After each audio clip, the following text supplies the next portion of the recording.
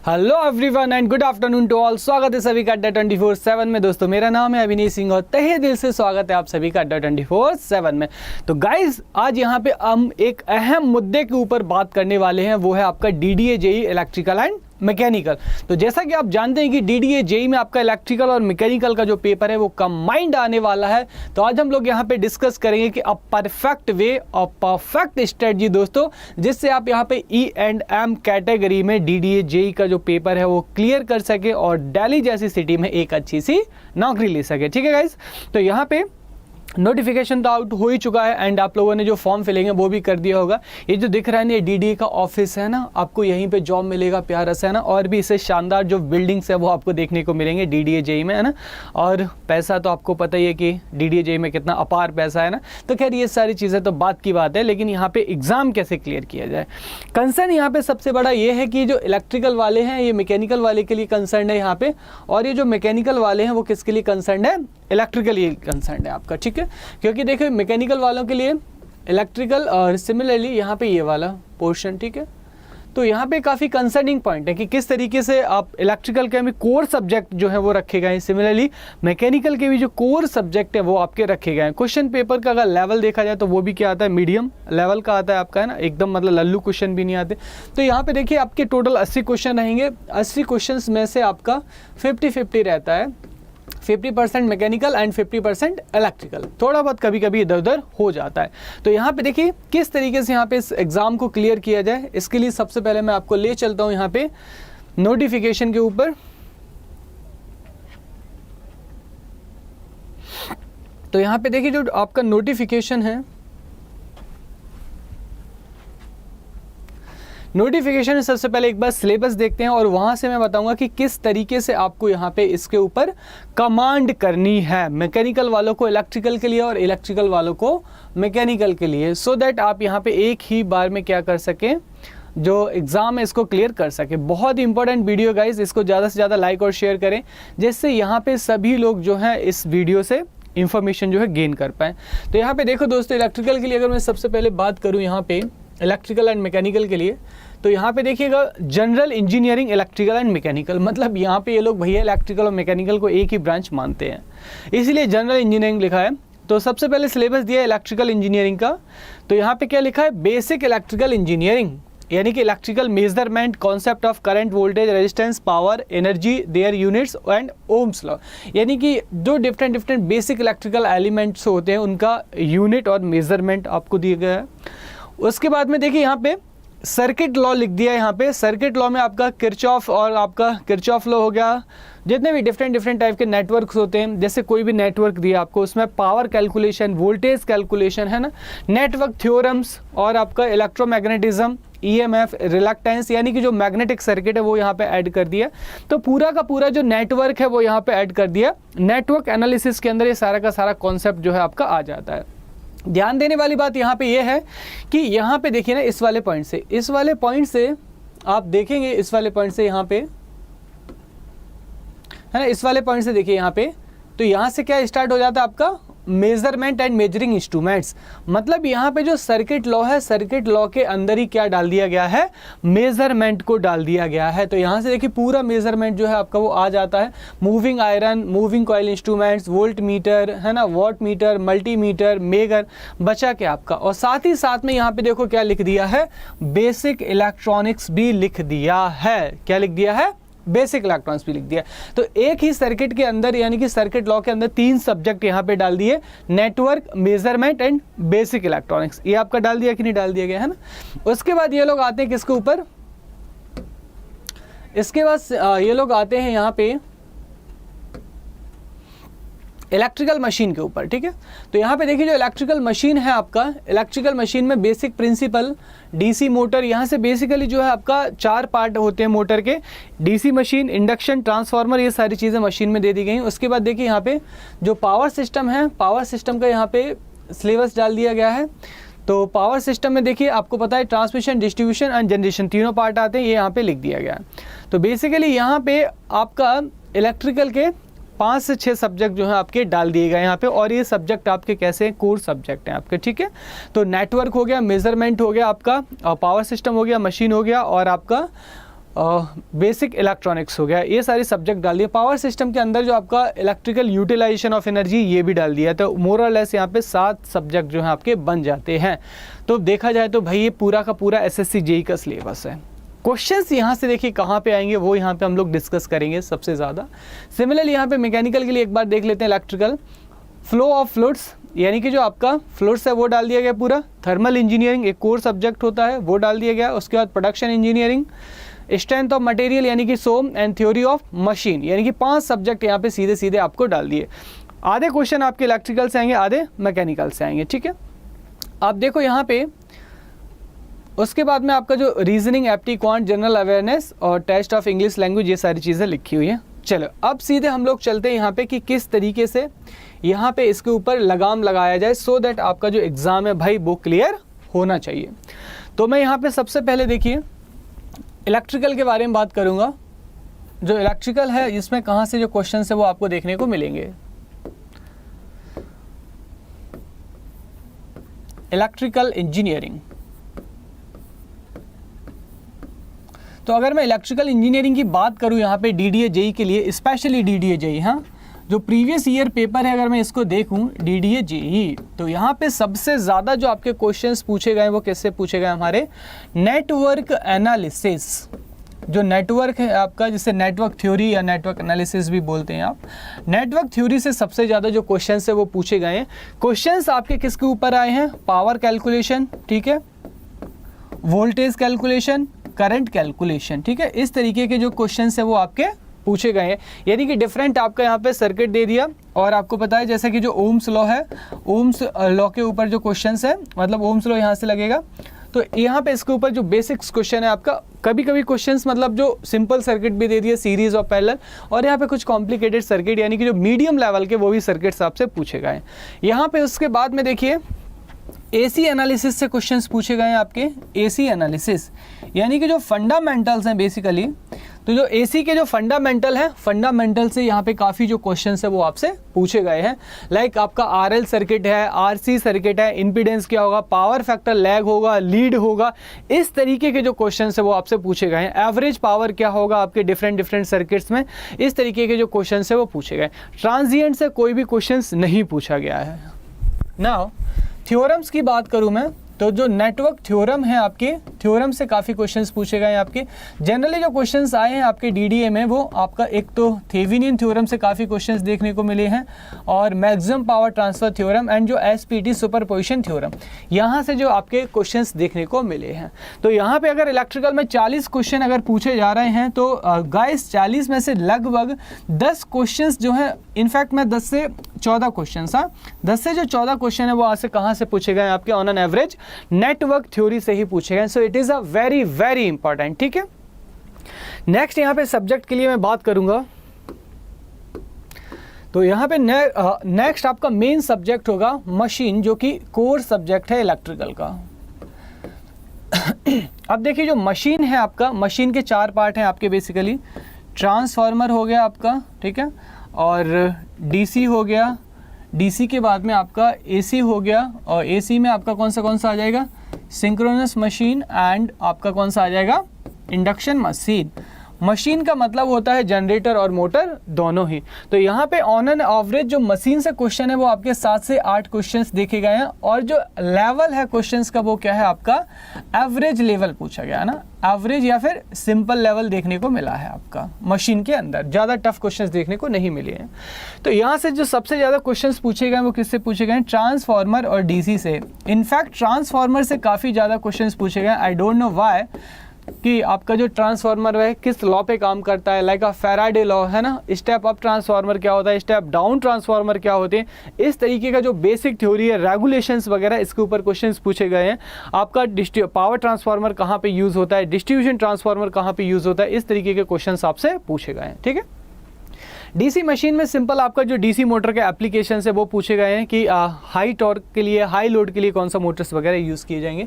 Induction से बहुत ही कम question, मतलब रेयर पूछे गए हैं, लेकिन यहाँ पे सिंक्रोनस जनरेटर से क्वेश्चन पूछे गए हैं। जनरेटर में देखिए ये पूछा गया है कि इंडिया का जो वोल्टेज जनरेशन है वो क्या है, कौन सा जनरेटर यूज़ करते हैं, बेसिक लेवल के क्वेश्चन जो है पूछे गए यहाँ से, ठीक है। नेक्स्ट यहाँ पे सब्जेक्ट की अगर मैं बात करूँ तो नेक्स्ट सब्जेक्ट है आपका पावर सिस्टम। तो यहाँ पे देखिए जो पावर सिस्टम है आपका,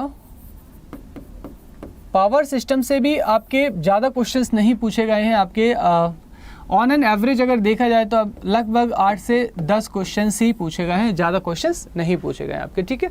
पावर सिस्टम में जो सबसे ज़्यादा क्वेश्चन है वो आपके 2 ही टॉपिक से पूछे गए हैं, एक तो ट्रांसमिशन लाइन और आपका इंसुलेटर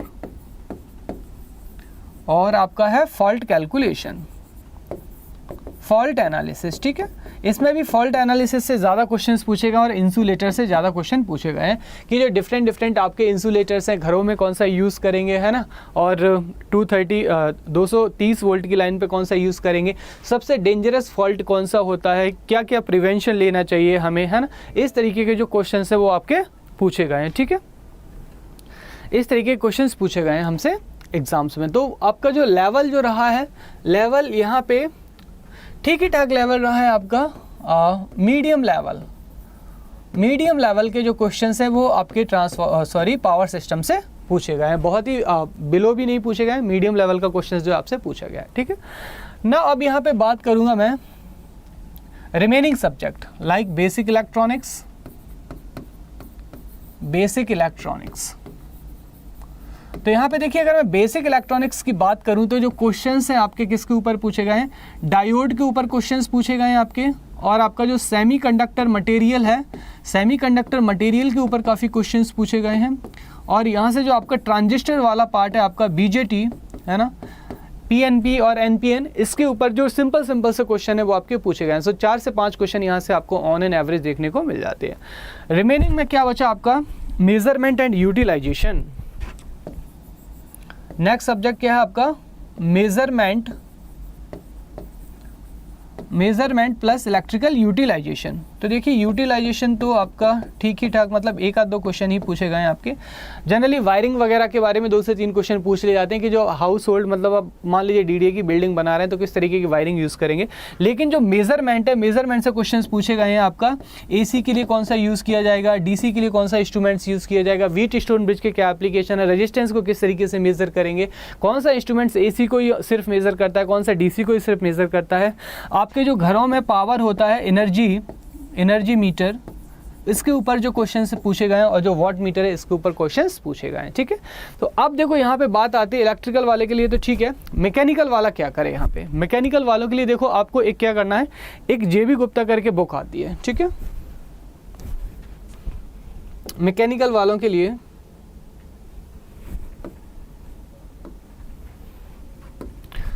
आपको यहाँ पे सिंपल सी चीज़ करना है कि जो बेसिक इलेक्ट्रिकल के जो क्वेश्चंस है ना, बेसिक इलेक्ट्रिकल इंजीनियरिंग के नाम से एक JB गुप्ता का बुक होगा, ठीक है, JB गुप्ता, इसको आपको देखना है, ठीक है। JB गुप्ता, या फिर जो सेकंड बुक है आपका, मुझे नाम भूल गया सेकंड बुक का, काफ़ी अच्छा बुक था। JB गुप्ता में जो क्वेश्चन है वो उसको देख लेना थोड़े से, ना। मेहता, हाँ, VK मेहता या फिर रोहित मेहता करके बुक है, ये देख लेना, ये बोल देना, ठीक है। मेहता करके बुक आता है, इस बुक को आप जरूर लगा लें, ठीक है। मैकेनिकल वाले इस बुक को जरूर लगा लें, बहुत ही सिंपल सी बुक है आपका, जो बेसिक अंडरस्टैंडिंग है ना, very nice book for basics, है ना। बेसिक के लिए बहुत ही अच्छा बुक है आपका, और MCQ के साथ साथ में इसमें क्या दे रखे हैं, आपके जो कॉन्सेप्ट है वो भी दे रखे हैं। तो इस वाली बुक को आप जरूर देख लेंगे, ठीक है ना। ये तो हुआ हमारा मैकेनिकल वालों के लिए। इलेक्ट्रिकल वाले देखिए क्या करेंगे, मैकेनिकल के लिए आपको करना कुछ नहीं, यहाँ पे जितने भी सब्जेक्ट हैं, तो यहाँ पे एक RS खुरमी के नाम से बुक आता है, RS खुरमी, ठीक है, बेसिक मैकेनिकल इंजीनियरिंग। इस वाली बुक के जो बेसिक्स हैं उस क्वेश्चंस को देखेंगे, बाकी जो पेड बैचेस में उनको तो सर पढ़ा ही रहे हैं, मैं भी जैसे सिमिलरली मैकेनिकल वालों को पढ़ा रहा हूँ, बेसिक मैकेनिकल। तो यहाँ से वो जो क्वेश्चन है वो देख लेंगे, बाकी जो सर क्वेश्चन है उनको कर लेंगे। पेपर कैसे निकाला जाए, सबसे बड़ा इंपॉर्टेंट है पेपर कैसे निकाले।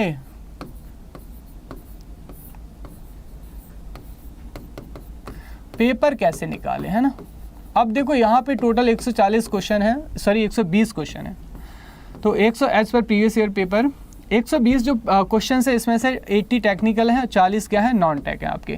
तो 80 जो टेक्निकल है, 80 टेक्निकल में से आपका मैकेनिकल एंड इलेक्ट्रिकल डिवाइड होगा, अभी मैं 40 ही लेके चल रहा हूँ ना, हाइपोथेटिकली स्पीकिंग, थोड़ा बहुत ऊपर नीचे होता रहता है। अब देखो करना क्या है आपको, इलेक्ट्रिकल वाला यहाँ से अगर 40 में कितना स्कोर ले आए, 35 प्लस, है ना, या 35 तक ही ले आए, है ना, 35 भी अगर ले आते हो ना काम हो जाएगा।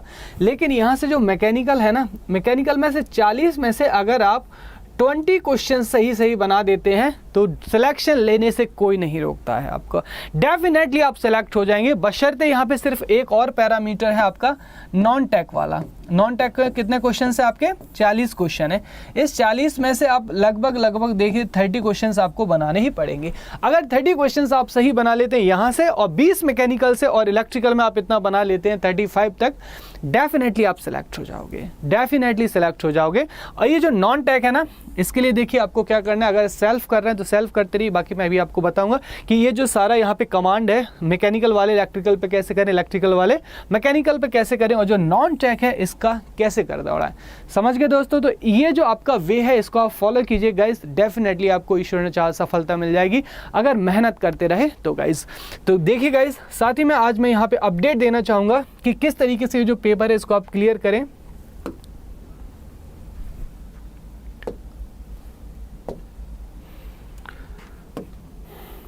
तो आपको सिंपल करना क्या है, यहाँ पे देखिए अड्डा 247 के साइट पे जाना है, और अड्डा 247 की साइट पे जाएंगे और यहाँ पे ऑल कोर्सेज में सिलेक्ट कीजिएगा गेट एंड इंजीनियरिंग को, और यहाँ पे DDA JEE पे बैच पे जाना है, ठीक है। तो जैसे ही आप DDA के बैच पे जाएंगे तो यहाँ से आपको देखिए सिविल का आपको पता ही कि सेपरेट पेपर है, इलेक्ट्रिकल पे क्लिक करना है, electrical that is E&M, electrical and mechanical. अब यहाँ पे देखिए आपको यहाँ पे जो आपका DDA का इलेक्ट्रिकल एंड मैकेनिकल का बैच है, यहाँ पे आपको कंप्लीट प्रिपरेशन कराया जाएगा। इलेक्ट्रिकल का पूरा सिलेबस कराया जाएगा, मैकेनिकल का पूरा सिलेबस कराया जाएगा, प्लस नॉन टेक की परफेक्ट वे में आपको यहाँ पे तैयारी कराया जाएगा कि किस तरीके से आप इन शॉर्ट आप नॉन टेक में बहुत अच्छा स्कोर कर पाए, एंड सिमिलरली मैकेनिकल वाले किस तरीके से इलेक्ट्रिकल में बहुत अच्छा स्कोर करें, एंड वाइस वर्सा। लेकिन जब आप इस बैच को यहाँ से बाय करेंगे तो वो प्राइस आपको बिल्कुल भी पे नहीं करना है। आपको देखिए सबसे ज़्यादा जो डिस्काउंट है इसके लिए अड्डा 247 का एक कोड बताता हूँ, मैजिकल कूपन कोड, यहाँ पे Y433, सिर्फ यही कोड आपको यूज़ करना है, ठीक है। तो जैसे ही आप Y433 ये वाला कोड यूज़ करेंगे दोस्तों, यहाँ से देखिए जो अप्लाई कीजिएगा, जैसे ही आप ये कोड यूज़ करेंगे तो यहाँ से आपकी जो प्राइस है मात्र कितना रह गया, मात्र 2000 रुपये रह गया। सो वेरी अफोर्डेबल प्राइस है ना, 2000 रुपये में आप यहाँ पे JEE बन सकते हैं, है ना, अगर आप प्रॉपर मेहनत कर सकते हैं टीचर के साथ में। तो अगर मेहनत करने की काबिलियत है आपके अंदर दोस्त, तो इसको ज़रूर बाय कीजिएगा। और यहाँ से ध्यान रहे मैक्सिमम डिस्काउंट के लिए कोड दोस्त आपको क्या लगाना है, Y433 ही सिर्फ यूज़ करना है। साथ ही में एक और अपडेट देना चाहूँगा यहाँ पे कि देखिए आज जो है आपका मंथ एंड है ना, और मंथ एंड पे यहाँ पे आज अड्डा 247 की तरफ से क्या चल रहा है,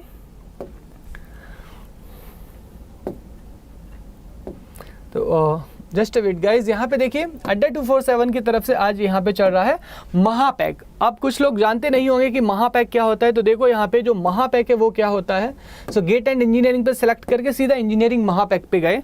अब देखिए यहाँ पे लिखा आ रहा है डबल वैलिडिटी, सिविल, इलेक्ट्रिकल और मैकेनिकल। तो आप इलेक्ट्रिकल पे यहाँ पे क्लिक करेंगे तो देखिए यहाँ पे जो डबल वैलिडिटी, तो डबल वैलिडिटी का मतलब है यहाँ पे कि यहाँ पे 12 + 12 महीने, यानी कि जितनी प्राइस में आपको सिर्फ 1 साल के लिए चैनल का एक्सेस मिल रहा था, आज उतनी ही प्राइस में आपको यहाँ पे देखिए कितना 2 साल का जो चैनल का एक्सेस मिल रहा है। और यहाँ पे जितने भी कोर्सेस हैं आपका, चाहे वो DDA का हो, चाहे वो SSC का हो, सब के सब इस महापैक में क्या होते हैं, इंक्लूड होते हैं। प्लस टेस्ट सीरीज मिलता है, यहाँ पे प्री रिकॉर्डेड वीडियो मिलते हैं, लाइव क्लासेस मिलते हैं आपको, और टेस्ट सीरीज आपको बिल्कुल फ्री में मिलता है। 100+ टेस्ट सीरीज यहाँ पे मिलते हैं, तो अलग से बिल्कुल पैसा खरीदने का जरूरत नहीं है। DDA JEE का अगर टारगेटेड बैच लेते हैं 6 महीने के लिए, आपको क्या मिलेगा, एक्सेस मिला सिर्फ DDA JEE के लिए, कितने में, 2000 रुपये में।